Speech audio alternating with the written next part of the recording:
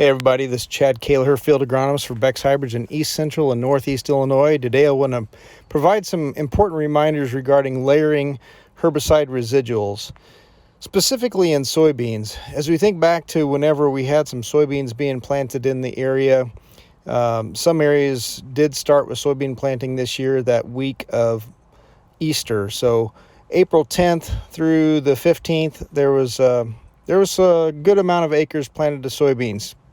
And along with that, there was some applications of herbicides that went down, whether it be pre-plant incorporated or a pre-pass after the beans were planted.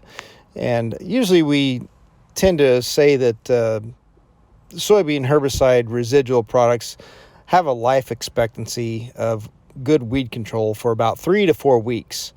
So if we take a look back at whenever those beans were planted, and if we had that pre-application of herbicide out there with the residual component in them, we expect about 3 to 4 weeks of good weed control to prevent those weeds from coming up.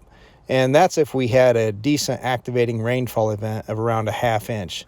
Some herbicides require a little bit more rainfall than others to be activated, but in general, about a ½ inch or more in a single event within about 5 to 7 days of application required for activation to provide good weed control. So again, 3 to 4 weeks really has expired for a lot of those early planted beans that may have received an early application. So right now we're sitting at about maybe 5 weeks after that first application went on. So I would recommend you go back and take a look at when that first application was made, see how long it's been. If it's been 4 weeks, you really need to be thinking about the timing of an early post application and layering in another residual product with an early post pass.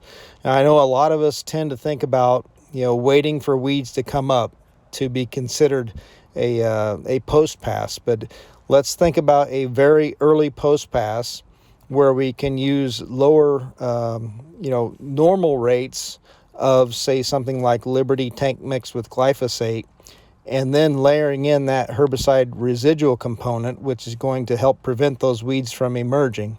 So this would be, in soybeans, this would mainly be the group 15 type herbicides. Things, for example, like Outlook, Zidua, Warrant, Dual as well. There are some products on the market that would also have a group 14 PPO that would be in a mix with that group 15 product. So those would all be mainly focused on, again, preventing those weeds from germinating. So those are and emerging. So those are the best types of weeds we have, is the ones that never emerge. And that's what we really want to focus on. Again, I know it's second nature for a lot of us to wait for some of those weeds to come up, and that's generally the best thing, is to wait for maybe some weeds to come up and be very small.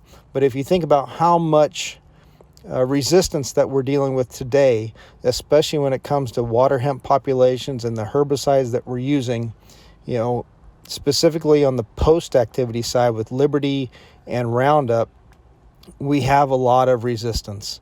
And to help manage that resistance, we really need to rely on that layering of residual in that second application. So take a look at that application when the first application was made, and if it's been 4 weeks, most likely it's been longer than that. Right now we're running about 5 weeks since a lot of those first applications were made. So start to be thinking about that second application and layering in that residual component in there to prevent another flush of weeds coming up. So if you have any questions, reach out to your Beck's dealer, seed advisor, or agronomist. Thank you very much.